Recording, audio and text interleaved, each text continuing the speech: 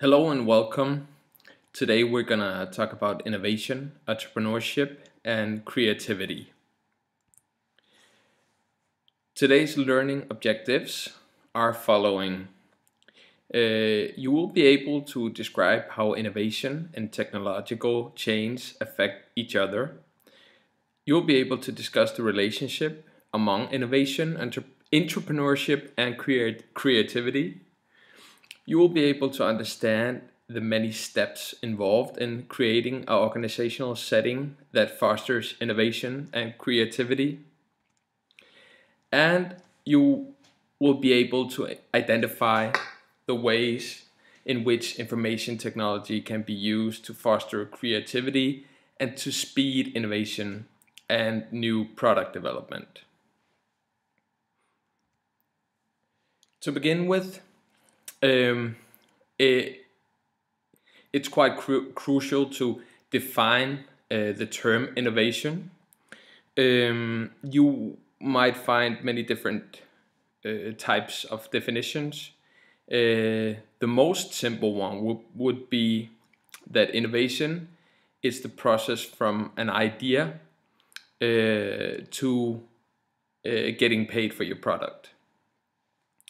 If we lean towards the book, this is the definition that's given of the term innovation.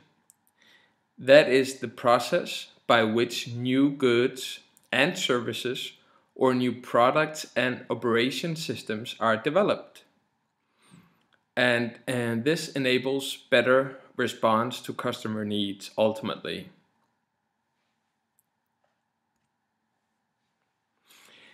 There are many types of different innovation.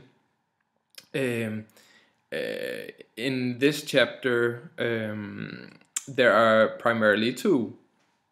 First of all, there is the quantum technological change, and that's a fundamental shift within technology that revolutionizes products or the way that they are produced.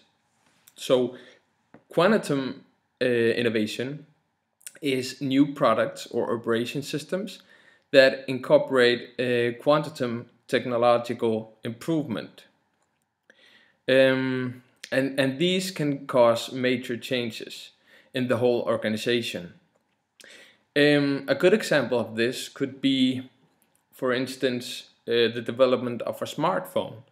That's a new and a new product within the market that gives a lot of new opportunities for the consumer compared to the old Nokia phone or Sony Ericsson phones that you could basically only use for making calls and text messages and so on. And when you got the smartphone, you pretty much had a computer. And the other type of innovation is the incremental technological change. And that is a technological change that presents a continuum refinement of some base technology.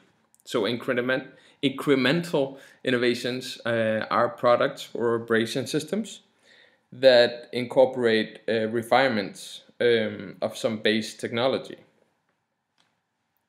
So if we use the same example there, incremental innovation would be the process between iPhone 4S to iPhone 5.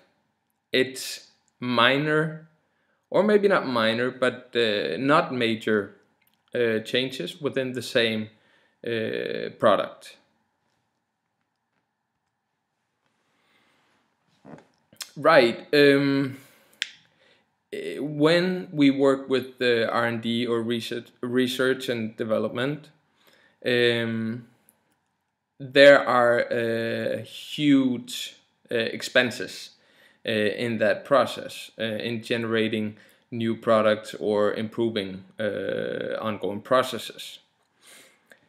And a company is very interested in um, not wasting their time and money for competitors to just pick up the development or a new product. And here we have three different ways of minimizing the loss. First of all, we have the patent, and the patent is something that you. It says in the book that it's a 20-year period. You have a patent. That is U.S. law. It is different from country to country, but it works the same way. So a patent is when a company develops a product, and that product is something other companies cannot produce for 20 years. And a good example of that is within the medical industry. So medical companies that develop a new pill or formula or medication have the patent for 20 years. But after that, every company that is interested in gaining a market share there and have the ability of copying that product can actually do that without any legal issues. So that's quite interesting. For many medical companies, their product development is up to 7 or maybe 10 years. So that's a constant battle for them, because then the gap where they don't have to fear the competitors is not that big.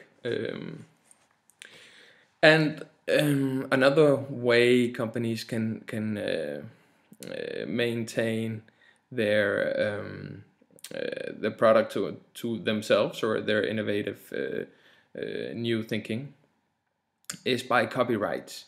A good example of that could be within the music industry, where somebody that writes a piece of music owns the copyrights for way more than 20 years. An example of how a person can buy and sell copyrights could be when the popular artist Michael Jackson actually bought the Beatles copyrights for all their material for 50 years. And he could, do endless different reissues of different songs, or sell them to companies that were interested in using them for commercials and so on. So he could probably make a lot of money from that.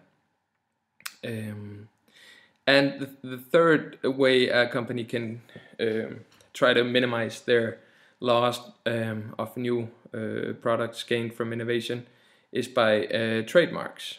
So I guess everybody pretty much knows trademarks, where you actually lock your product to some sort of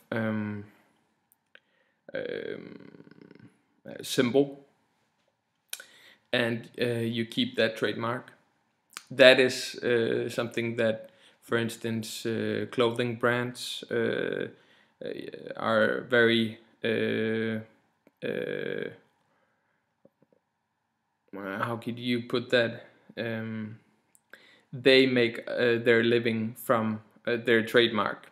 A good example of that would be René Lacoste, that produces golf shirts or tennis shirts. And if you see their logo or his logo, which is an alligator or a crocodile, you know that that is a product of a certain quality. What's interesting when it comes to trademarks is that there's always legal battles and companies that try to copy or walk that thin line between not copying but still try to gain momentum of a certain brand. And then, of course, you have countries that don't respect or don't um, worship trademarks. In Europe, there's at least one country, Turkey, that where trademarks is not a thing that's any issue. So you can buy knockoff products of pretty much anything legally. It's not something that's a criminal offense. But if you do that in Denmark, it's a criminal offense.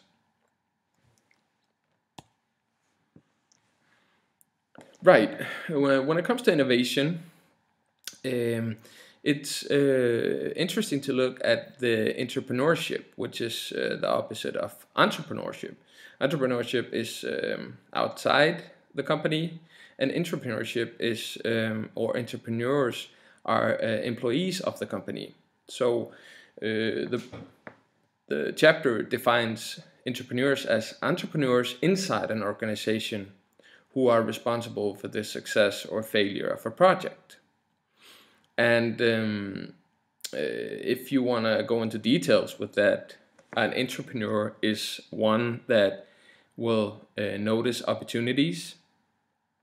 That person has a function within the company and maybe is an expert within that field. And by gaining all that knowledge, that person could notice new opportunities and present those opportunities to managers. And it would be an obvious development that these persons would manage product development. You need a certain level of expertise within the field to be able to do that, to manage product development. And a very interesting thing is the fact that many entrepreneurs become entrepreneurs because they might leave that organization if their ideas are not supported. So that's very interesting. Of course, that is something that you would see within the IT industry. There are a lot of innovation going on and probably a lot of ideas that are not useful.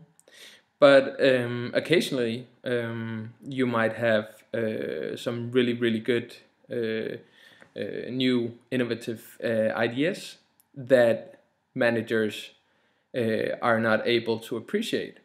So therefore you might have employees that might leave that organization and start their own organization to pursue those new opportunities.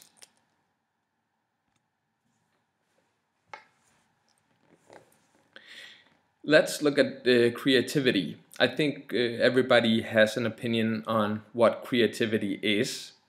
But when we talk about creativity in regards to innovation, that would be ideas going beyond current boundaries. Whether those boundaries are based on technology, knowledge, social norms, or beliefs. And here it's interesting to acknowledge that they might involve combining or synthesizing new things. So creativity can be many different things, not only creating new products or major innovations. It could also be minor things, minor adjustments that might create synergy of some sort. Obviously, if you have organization that's involved purposely in innovation. The knowledge creating organization um, is is crucial, and that is defined as an organization where innovation is going on. That could be in many different levels. To be able to define your organization as a knowledge creating organization, um, you have to have innovation and knowledge creating on all levels. So that the classical issue of not communicating from frontline to top level managers. You cannot have a knowledge creating organization if you have innovation going on at manager level and the front line does not know what's going on, or there is no innovation going on there. You have to have a steady flow of knowledge and acknowledgement of the knowledge creating processes. A very interesting term, creative destruction. Well, let's start by defining it. The widespread technological changes brought about increasing global competition that generates new innovations. So that means that older and less forward-looking companies, they will ultimately become uncompetitive or driven out of business by new, more innovative ones. So if we use the example of Nokia and Apple, I think nobody, including myself, even though I watched a presentation of the iPhone, I couldn't imagine that Apple would absolutely dominate the market with this product. First of all, it seemed very expensive, and I thought it looked a bit fragile, and I was absolutely wrong. So Nokia, that pretty much owned the mobile phone market and set all the new standards, were almost knocked out because of the creative destruction from Apple. And Nokia has been trying to catch up, and they have tried to build some sort of relationship with Microsoft through Windows. But as far as I know, they're lacking behind in a major fashion. I think it will be interesting to watch Nokia the next 5 years, because obviously they have something that Apple has not.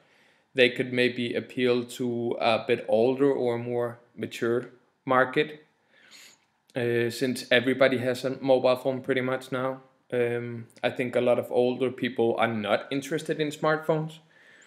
So maybe Nokia can kind of dominate that market.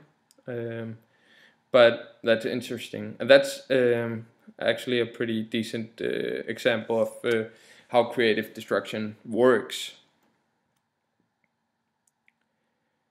Right. I think most people have had an introduction to product lifecycle, or the PLC curve, as it's often referred to. And basically what that is the changes in demand for a product that occurs over time.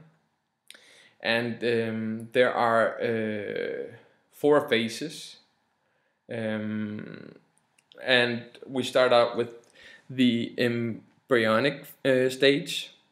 And that's pretty much where the product has not had any recognition by the market yet. And the next phase is the growth stage, and that's where the product becomes popular and the sales go up at a certain point. And see, that's the interesting part. The growth stage It's a stage that the producing company is interested in stretching. So you want to keep that stage of growing as long as you possibly can. At some point, you will enter the maturity stage, and well, when the product life cycle is matured, that means that you are not growing anymore. So that's obviously something that you wanna be very aware of, um, because ultimately you will face the last stage, and that's the declining state. So that's pretty much the PLC curve within the innovation process. Right. So the determinants of the length of the product lifecycle are twofolded. First of all, that's the rate of the technological change. Sorry about that. So the faster the rate of change, the shorter the product life cycle is. So that means if Apple, which are pretty dominant in more than one market, for instance, the iPads are pretty dominant when it comes to MP3 players, and the iPhone is, like we talked about a few minutes ago, dominant in mobile phones.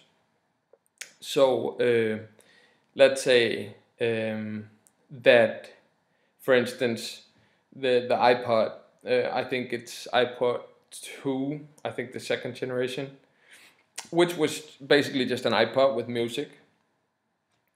And the faster they introduce the iPod third generation, which has a video function and a screen, the shorter the product life cycle is for generation 2.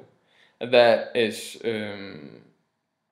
something that will affect everybody within the market.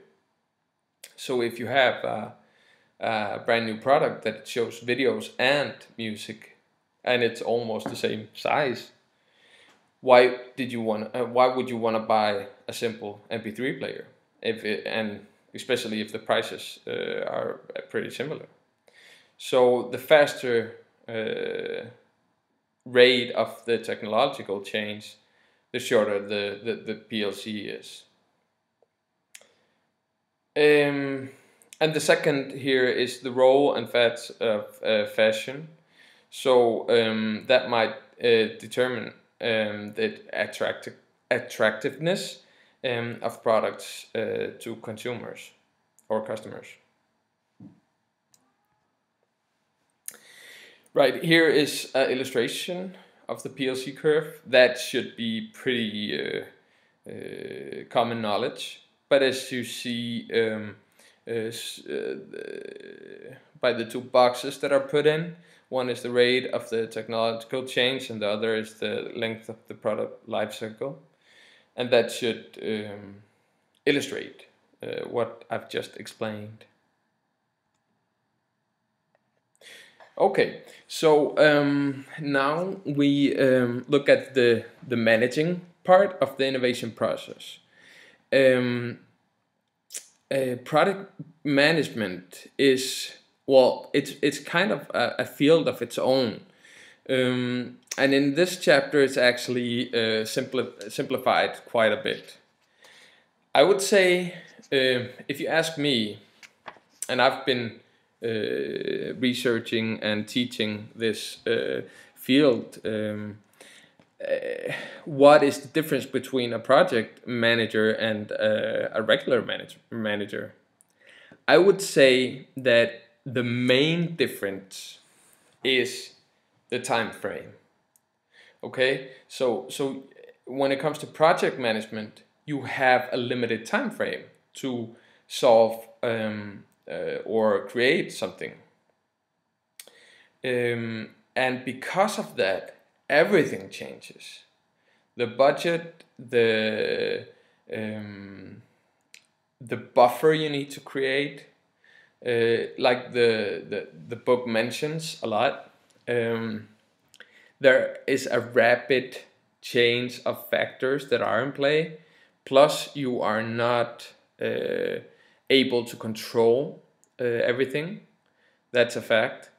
So that means that you need to prepare yourself, and the only way you can do that is pretty much having a project manager that's good at what he or she does, and a project manager that's aware of the fact that you need to have a buffer when it comes to the time frame and the budget and so on. So never work with a maxed out time frame or budget. That's never gonna work. Okay, so how project management is defined? It's defined as the process of leading and controlling a project so that it results in the creation and effective new or improved products. So a project is defined as a subunit whose goals centers on development, the products and service on time, within budget, and in conformance with predetermined performance specifications. So if we look at effective product management, that begins with a clearly articulated plan, and that takes a product through the concept, initial test, modification, and manufacturing phases. So what a project manager absolutely needs to do is to make sure that all the different departments that are involved in this are updated with the purpose.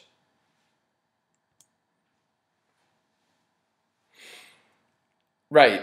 The chapter, even though I mentioned a few of the differences between a project management and regular managers, I think it's interesting to focus on some more.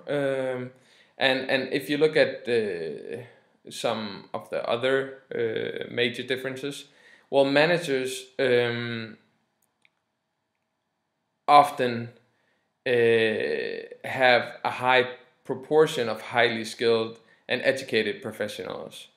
And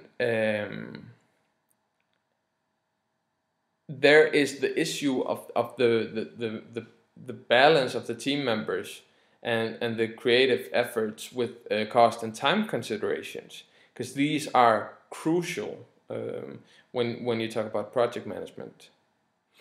And the project managers also have to maintain the momentum of the project. So if somebody loses their focus, the project might end up bad. So, like I mentioned before, the buffer is absolutely super important. So the key to a project manager's success is the ability to think ahead.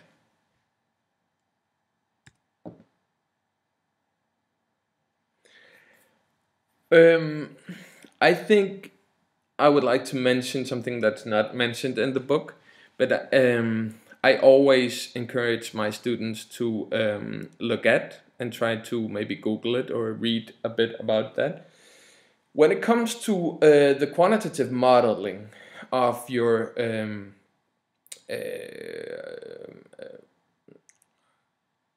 of the project that you're managing, you have some tools that are good. These are obviously the PERT and CAM network, or the Gantt chart. These are flow charts of a project that can be built with many different software options. I would say that the Gantt chart is very, very well known. And I think the optimal solution for most project managers regarding what business or level they're working in is basically to work the WBS, which is the work breakdown structure, There you define all the tasks at hand. So that's very important to get a clear view of all the tasks are at hand. Because the Gantt chart, there you actually have a time frame. You already know, let's say you have 20 weeks to solve or to create something. Then you already know that you have 20 times 5 days. And you need to be able to have an overview over all the different tasks that you need, everything from small to large. And you also know how many employees you have at your disposal. So at the Gantt chart, you could basically put all the employees and all the tasks in a frame with a time limit. So you don't overlap or you have holes where you don't perform any tasks. So that's actually a really good instrument for working with the project management. And like it said in the book, these software packages or these ideas focus on modeling the sequence of actions necessary to reach the project goal and relating these actions to cost and time criteria. So you will be sorting out and defining the optimal path for reaching your goal. Another thing that's mentioned in the book is the CPM, the critical path method. And basically that is a goal is to determine which particular tasks or activities of the many that have to be performed are critical in their effect on the project time and costs. And since this is the main core, it's super important. So how to sequence and schedule critical tasks so that a project can meet a target date at a minimum cost. So the CPM should ultimately give you an optimal sequencing of tasks that's worked out by your group or your team. Let's look at one of these very interesting instruments for innovation. And that's something that you can use in pretty much all processes. And that is the stage gate development funnel. And it's a structured and coherent innovation process that improves control over the product development effort. And what we try to do is we try to get all the input we can in the developing process and the idea generation, and then you try to filter and ultimately get a solid result from that. So that forces managers to make choices among new product development projects, so the resources are not spread thinly over too many projects. Because if that's the case, you will not get a solid result. So this is the illustration. If you look to the left, you have the ideas that are floating in, and you keep that pretty open and pretty wide. So you are open to many different aspects and ideas creatively. And in stage one, that's pretty much what you do.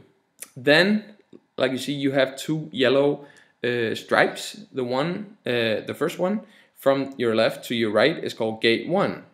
So that's the first selection where you filter the ideas that seem like good ideas, and the ones that are too creative or not usable, you don't pursue those. And then you have stage 2, and stage 2 is absolutely a very important stage, because here you actually have to develop a more detailed description and budget and so on for your idea. So you have to do what's often referred to as a prospect.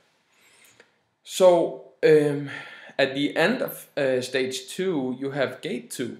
And at gate 2, you have to be even more critical in selecting what is usable and what's not.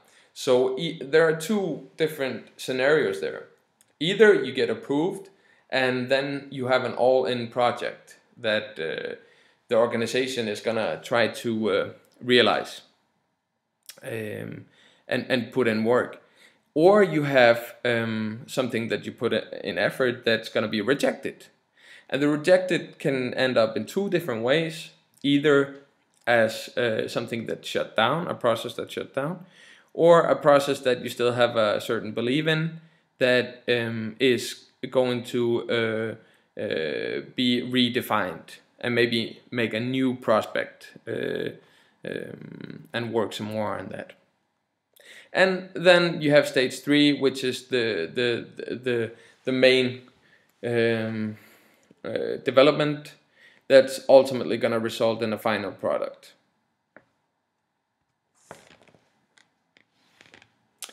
So let's sum up the two stages that are, I think, pretty important here. So the funnel has a wide mouth to encourage as many new product ideas as possible from both new and established project managers. And after gate 1, you have stage 2, and here you have to specify all the information required to make a decision about whether to go ahead with the full-blown project or the developed effort. Right, now we are looking at how to structure the employees. And obviously there can be many different parts of the organization that might be interested in the process. What you have is on one hand the cross-functional teams, and here it's coordinating a research and development function with other functions that's critical but often difficult. And that's mainly because the marketing department has a different agenda often than, for instance, the production department. So often you have to work on that relationship to be able to understand each other. And then you have the new product development teams. And if you look at these, you have something that's called the core members of the product teams. And that will be the marketing department, engineering department, and the manufacturing department. These are ultimately the core members of the product teams. And the core members are often the nucleus of 3 to 6 people that bear primarily responsibility for the product. And you could say that these people will ultimately own the process. So here we actually get the term ownership, project ownership in play. So this is an illustration of how the cross-functional activity might look. So you see that you have the R&D department in the middle, and then you have different interest groups that represent different parts of the organization. And this is how their different interests within the project look like.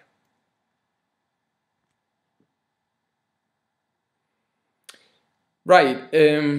When you work with project management, you need somebody to lead your team. And when you're having cross-functional teams, it's not sufficient for innovation that you don't manage those properly. They absolutely have to be managed properly. So you could do that in different ways, and you have pros and cons in either way that you choose. You have the lightweight team leader and the heavyweight team leader.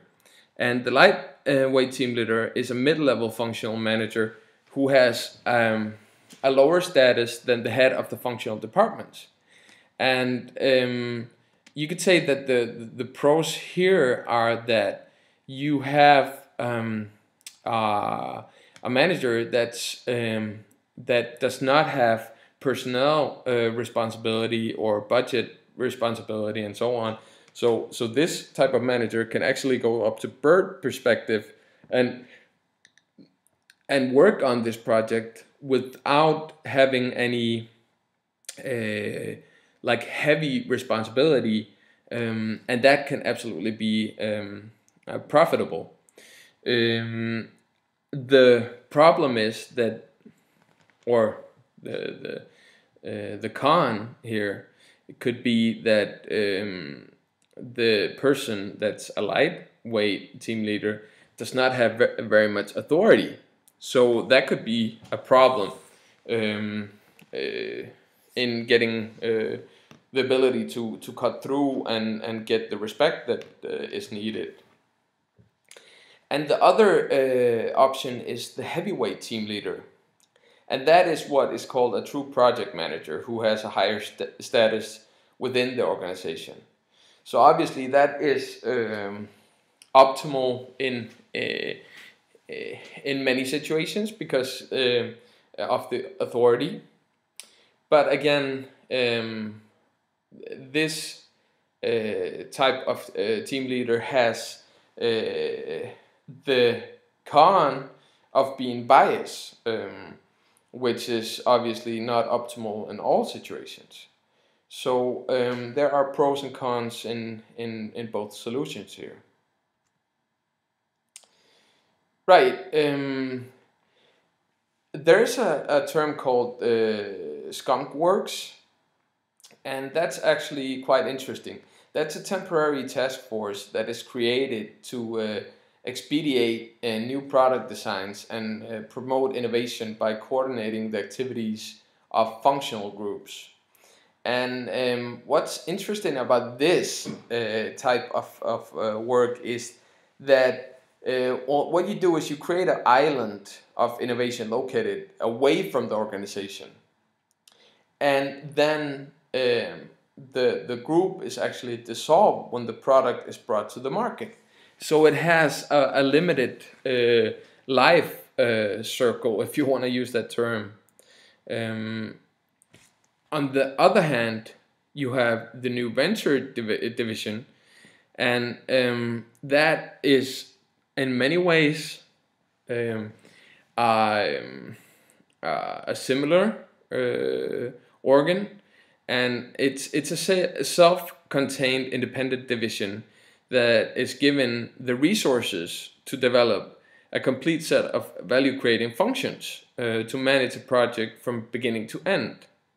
So the main difference here is that the new venture division is not something that is closed down after the development process. So here the new venture division assumes full responsibility for the commercialization of the product. And here you balance of control between the division and the corporate center. And that could be quite problematic because the new venture division has a life of their own. A term that should not be new to anybody is joint venture. So when we speak about joint venture in managing the innovation process, there are some obviously some pros and cons there. What a joint venture between two organizations or more It allows organizations to combine their skills and technologies and pool their resources to embark on risky research and development projects. So the absolute pro here is that, well, the term risk is essential here because you can involve yourself in a high-tech R&D project, but you share the risk with other companies. So that's a major pro. A major con is that the partners might disagree over the future development plans. So the con is obviously that you don't have control with everything that's going on.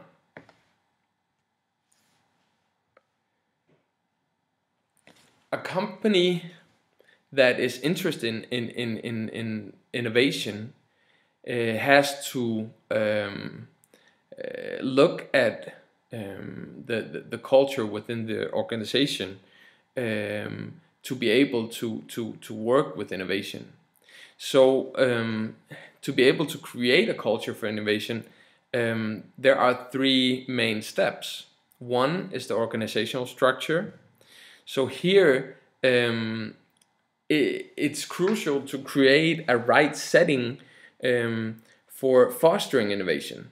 So that could be, for instance, that creative people that work with research and development can walk a path of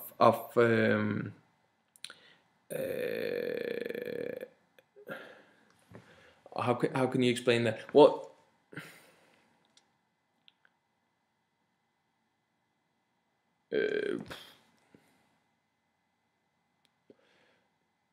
yeah,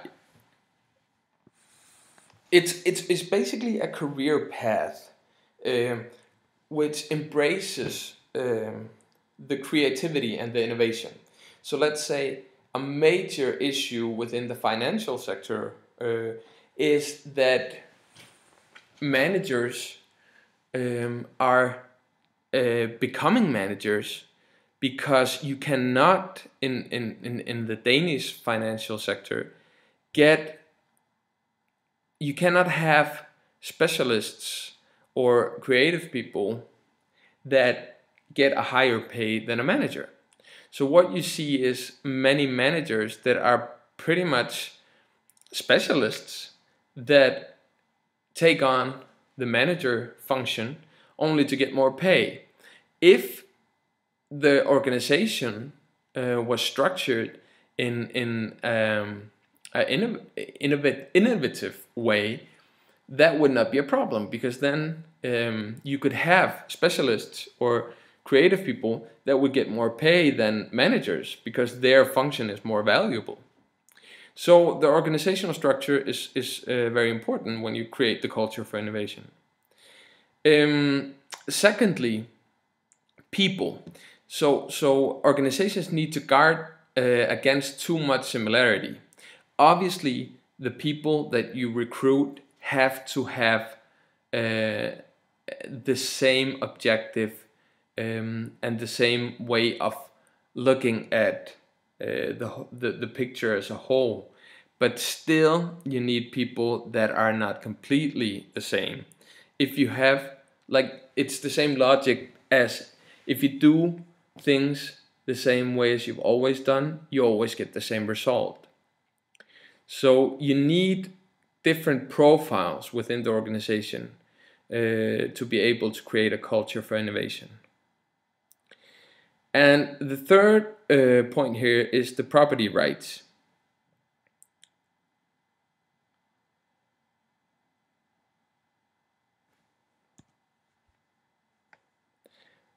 Okay,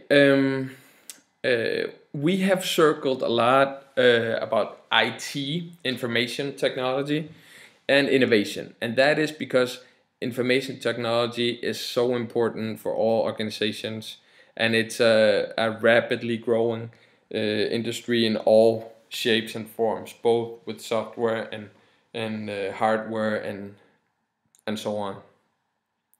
So when it comes to IT, the information effectiveness is super important because the cost and time savings that occur when IT allows employees to perform current tasks is at a higher level. So that means that it enables employees to assume additional tasks. So if you have a certain amount of time and you have a certain amount of tasks, if the IT helps you perform those tasks quicker, you have a gap of resources, time resources that you could add some more tasks. Um, and secondly, it enables employees to expand their roles in their organizations due to advantages in the ability to gather and analyze data. Um, and that would be, for instance, the growth of the employees. You might be able to perform tasks at a higher level that you could before that.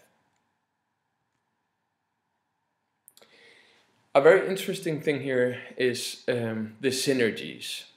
I like the term synergy because it's the creation of, if you have one resource and you get one result. If you have a different resource, you get a different result. But if you combine these resources, you should get synergy, which is a third new result. So when it comes to information synergies, we talk about the knowledge building created when individuals or subunit pools their resources and collaborate across boundaries. Furthermore, you have the boundary sparring activity, and that is defined as the interactions of people or groups across the organizational boundaries to obtain valuable information and knowledge from the environment to help promote innovation.